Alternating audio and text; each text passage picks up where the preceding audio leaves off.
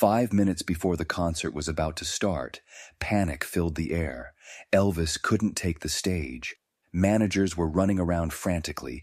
Organizers didn't know what to do. Then 9-year-old Emma stood up and said, "I know all of Elvis's songs." When she walked onto the stage, nobody was prepared for what happened next. The Las Vegas International Hotel was buzzing with electric anticipation on that sweltering July evening in 1973. The venue's opulent showroom, with its red velvet curtains, golden chandeliers, and plush seating, had been completely sold out for weeks. Tonight marked the final show of Elvis Presley's summer residency, and the excitement was so thick in the air you could almost taste it. 2,500 devoted fans had traveled from across the globe to witness what many considered to be the king of rock and roll at the absolute pinnacle of his performing powers. The audience was a vibrant mosaic of humanity. Teenage girls clutching homemade signs, middle-aged couples who had grown up dancing to Elvis's earliest hits, elderly fans who remembered watching him on The Ed Sullivan Show for the first time, and families who had made this pilgrimage to Las Vegas specifically to create memories that would last a lifetime. The energy in the room was intoxicating, with conversations in multiple languages creating a symphony of anticipation that grew louder with each passing minute. Among the sea of eager faces sat the Rodriguez family in the premium seating section, just 12 rows back from the stage. Miguel Rodriguez, a hard-working construction foreman from Phoenix, had saved for months to afford these tickets as a special surprise for his wife Carmen's 40th birthday. Carmen had been an Elvis fan since she was a teenager, and Miguel knew that seeing her idol perform live would be the greatest gift he could ever give her. But the real Elvis enthusiast in the Rodriguez family was their 9-year-old daughter, Emma.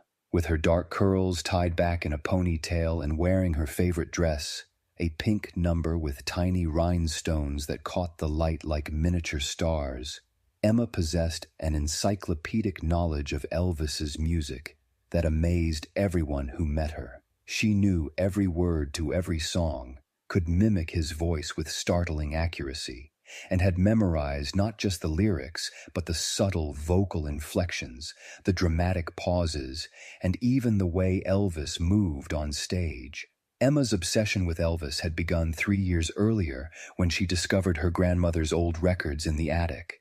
From the moment she heard "Can't Help Falling in Love" crackling through the ancient turntable, she had been completely captivated by the warmth and power of Elvis's voice. She would spend hours in her bedroom singing along to records and practicing the dance moves she had seen in his movies, dreaming of the day when she might actually get to see him perform in person.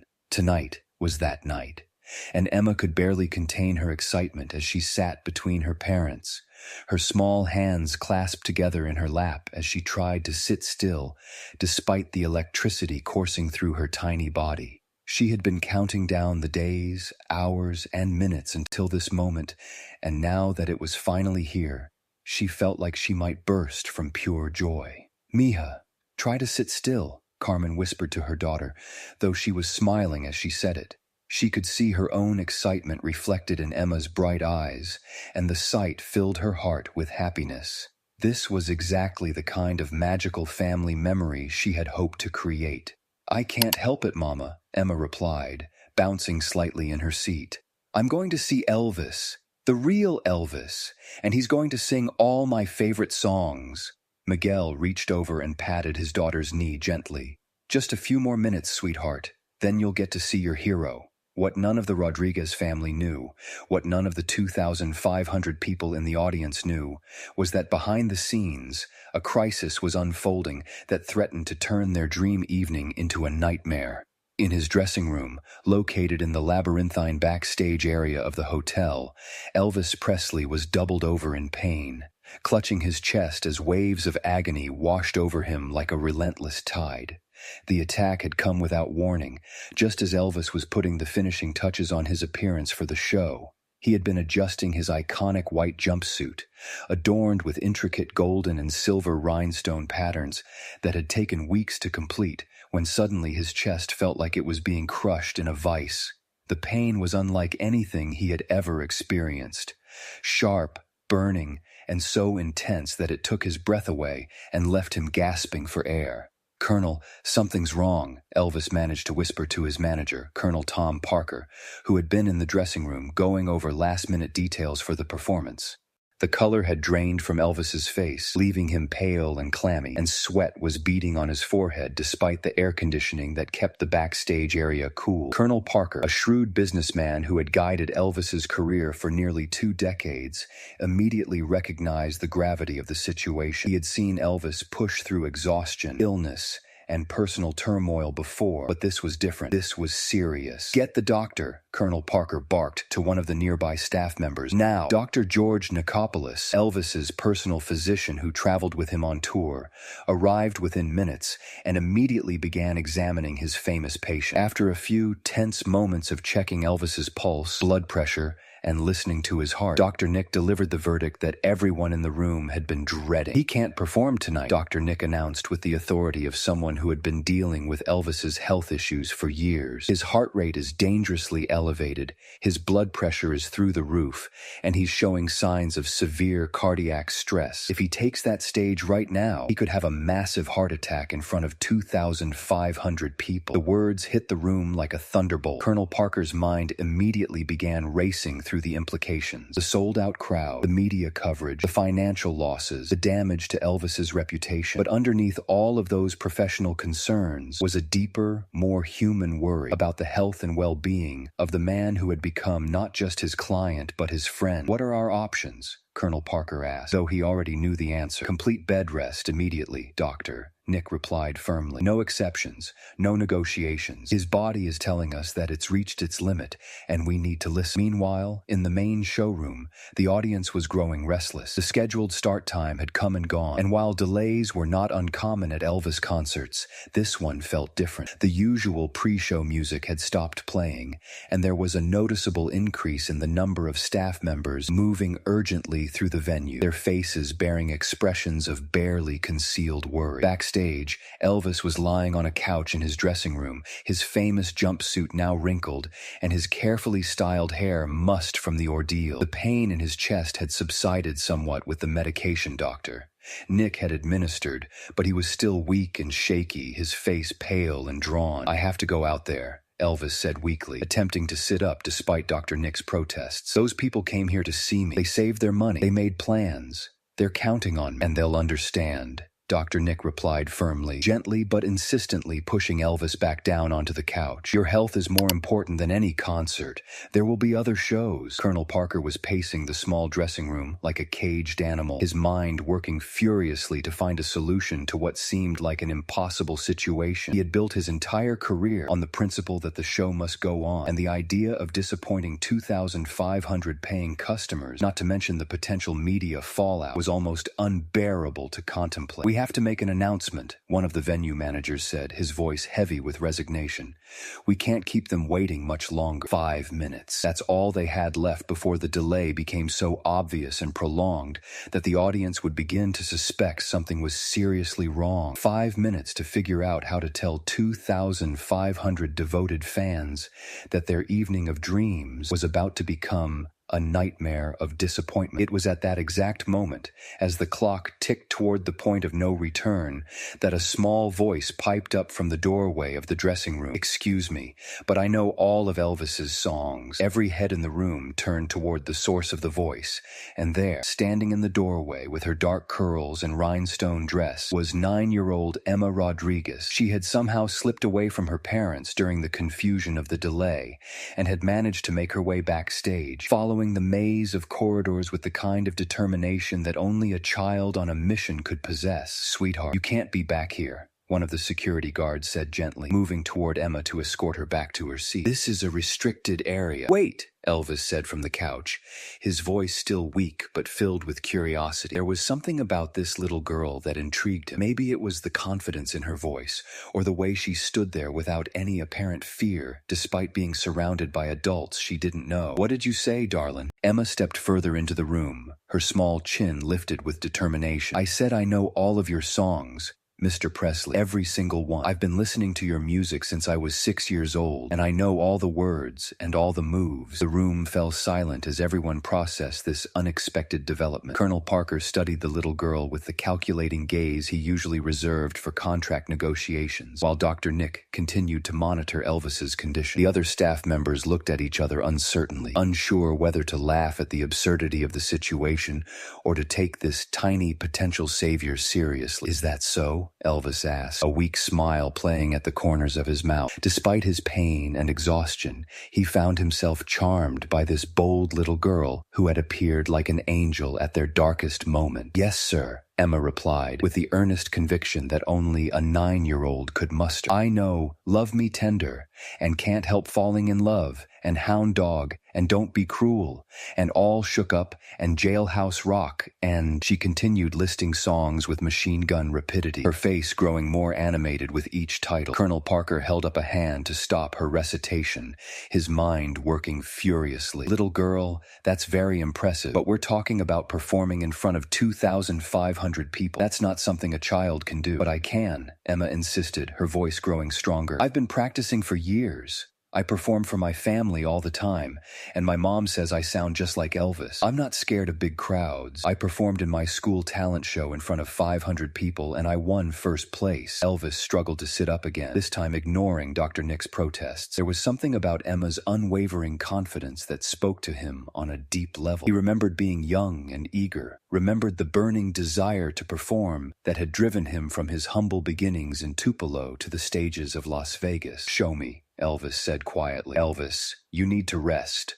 Dr. Nick interjected, but Elvis waved him off with a weak but dismissive gesture. "Show me," Elvis repeated, his voice growing stronger. "Sing something." Emma didn't hesitate. She stepped into the center of the small dressing room, cleared her throat, and began to sing Love Me Tender in a voice that was clear, sweet, and remarkably mature for someone so young. But it wasn't just her voice that impressed everyone in the room. It was the way she captured the essence of the song, the gentle vulnerability and emotional depth that made Elvis's version so special. As Emma sang, she unconsciously began to move the way Elvis moved, with subtle hip movements and hand gestures that she had obviously studied and practiced countless times. Her performance was not a caricature or an impersonation. It was a genuine interpretation that honored the original while bringing her own youthful energy to the material. When she finished, the dressing room was silent except for the sound of Elvis's labored breathing. Tears had formed in his eyes as he watched this little girl pour her heart into his song with a passion and sincerity that reminded him why he had fallen in love with music in the first place. "That was beautiful, sweetheart," Elvis said softly. "Just beautiful." Colonel Parker was still skeptical, but he could see something changing in Elvis's demeanor. "It's impossible," he muttered. "We can't put a 9-year-old on stage in front of 2,500 people. The liability alone." "What if I helped her?" Elvis interrupted,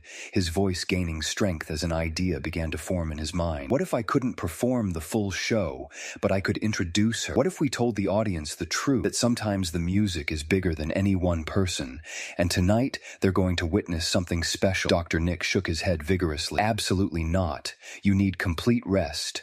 No stage, no lights, no stress." "Then I'll watch from here," Elvis said, gesturing toward a small monitor in his dressing room that showed the stage. "Emma can go out there, and I can coach her through an earpiece. She can tell the audience that Elvis is watching, and that he believes in her." The room erupted in a chorus of objections and concerns, but Emma's voice cut through the chaos like a knife through butter. "I can do it," she said simply. "I'm not afraid. And if Mr. Elvis believes in me, then I believe in me too." Time was running out. The audience was growing more restless by the minute, and they needed to make a decision immediately. Colonel Parker looked around the room at the faces of his staff, saw the hope in Elvis's eyes, and made one of the most unconventional decisions of his long career in show business.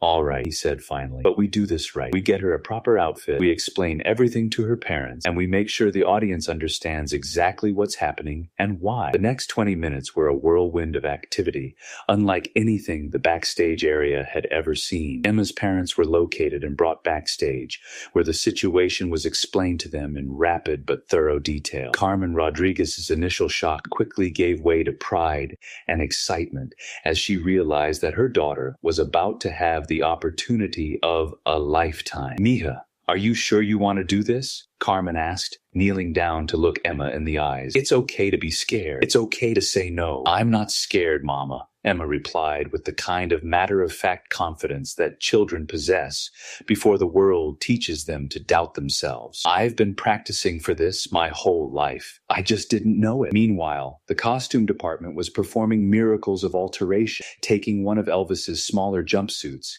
and hastily tailoring it to fit Emma's tiny frame. The result was far from perfect. The sleeves had to be rolled up, the legs had to be hemmed, and the entire garment hung on her small body like a glittering tent. But there was something magical about seeing this little girl dressed in Elvis's iconic outfit. Elvis himself was fitted with a wireless microphone that would allow him to communicate with Emma through a small earpiece, providing guidance and encouragement from his dressing room. A video feed was set up so that Emma could see Elvis on a monitor positioned just off stage, giving her the comfort of knowing that her hero was watching and supporting her every step of the way. As the final preparations were made, Elvis called Emma over to his couch for one last conversation before she took the stage. "Emma, darling," he said softly, taking her small hands in his larger ones, "I want you to remember something out there. This isn't about being perfect. This isn't about sounding exactly like me or moving exactly like me. This is about sharing the music and the joy. The people out there came here tonight because music makes them happy, and you're going to make them happy too." Emma nodded solemnly, understanding the weight of what he was telling her, even if she couldn't fully comprehend the magnitude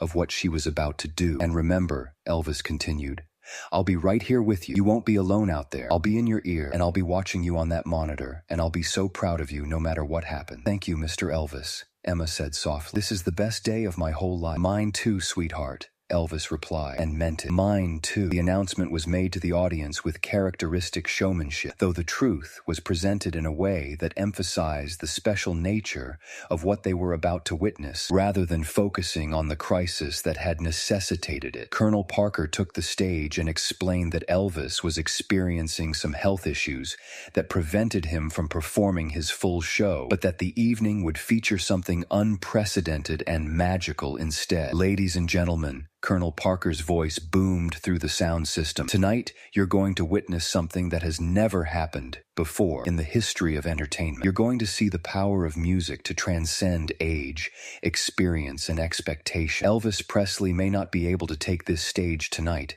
but his spirit, his music, and his legacy will be represented by someone very special. A 9-year-old girl who knows every song, every word, and every note of the music that has brought us all together tonight." The audience's initial murmur of disappointment quickly transformed into curiosity and anticipation as Colonel Parker's words sank in. They had come to see Elvis, but they were about to witness something potentially even more remarkable. When Emma finally walked onto the stage, the first thing that struck the audience was how impossibly small she looked in Elvis's jumpsuit.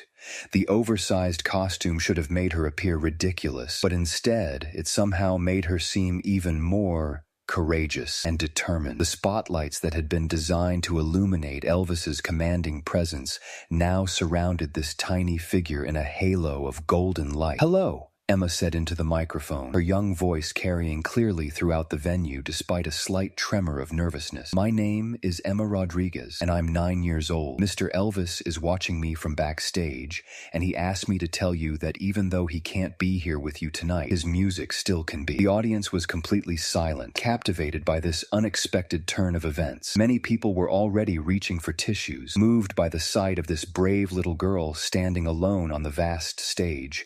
"I love Elvis's music more than anything in the whole world," Emma continued, her confidence growing with each word, "and I know all of his songs. So tonight, with Mr. Elvis helping me, I'm going to sing for you." Without any further preamble, Emma launched into Love Me Tender, and the effect was immediate and overwhelming. Her voice, clear and sweet and filled with genuine emotion, transformed the massive showroom into an intimate space where every person felt personally connected to the music. The song that had become Elvis's signature ballad was given new life through the innocent interpretation of a child who sang it with pure love and joy. As Emma performed, Elvis watched from his dressing room monitor, tears streaming down his face as he witnessed this little girl channeling everything he had tried to accomplish throughout his career. Through his earpiece, he whispered encouragement and guidance, but mostly he just marveled at her natural instinct for performance and her ability to connect with the audience. The concert continued for 45 minutes, with Emma performing 8 of Elvis's most beloved songs. She sang "Can't Help Falling in Love" with a sweetness that made grandmothers in the audience think of their own grandchildren. She delivered "Hound Dog" with a playful energy that had the entire venue clapping along. She brought tears to every eye in the house with her rendition of "Are You Lonesome Tonight?" and had everyone on their feet dancing during Jailhouse Rock. But perhaps the most powerful moment came when Emma invited the entire audience to sing along with Love Me Tender one final time. 2,500 voices joined together in harmony, united by the music and by the shared experience of witnessing something truly extraordinary. In that moment, Emma had accomplished what every great performer strives for. She had created a sense of community and connection that transcended the ordinary boundaries between performer and audience. When the final notes faded away, the standing ovation lasted for nearly 15 minutes. People were crying, laughing,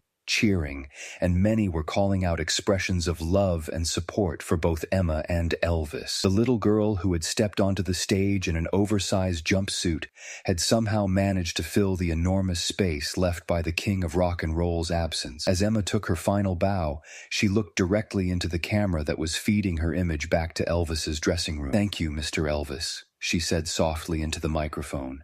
"Thank you for letting me share your music." In his dressing room, Elvis was sobbing openly, overwhelmed by pride, gratitude, and a profound sense of the continuity of music across generations. This little girl had given him one of the greatest gifts of his entire career, the knowledge that his music would live on, carried forward by those who understood its power to heal, to unite, and to inspire. The story of Emma Rodriguez's performance became legendary in Las Vegas entertainment history and beyond.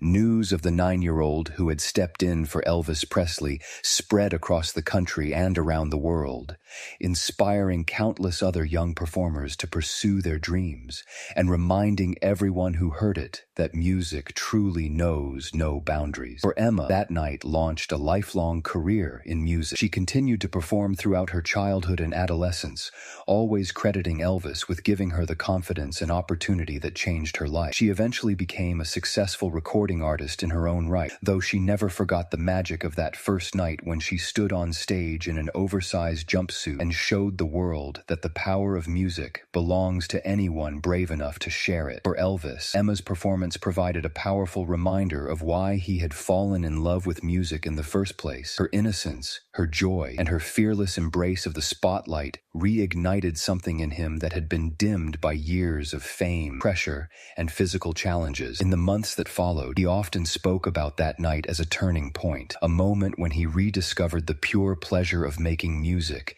and sharing it with others. The bond between Elvis and Emma continued long after that magical evening. He became a mentor and friend to her family, offering guidance and support as she navigated her own journey in the music industry. When Elvis passed away 4 years later, Emma was one of the speakers at his memorial service, where she performed Love Me Tender one final time in tribute to the man who had believed in her when she was just a little girl with a big dream. Years later, when Emma was asked about that night, she would always say the same thing. "Elvis didn't just give me a chance to perform. He showed me that music is bigger than any one person, and that the most important thing a performer can do is share joy with others." That lesson has guided everything I've done in my career, and it all started with a 9-year-old girl in an oversized jumpsuit and a king who understood that sometimes the best way to serve your audience is to step aside and let the music speak for itself.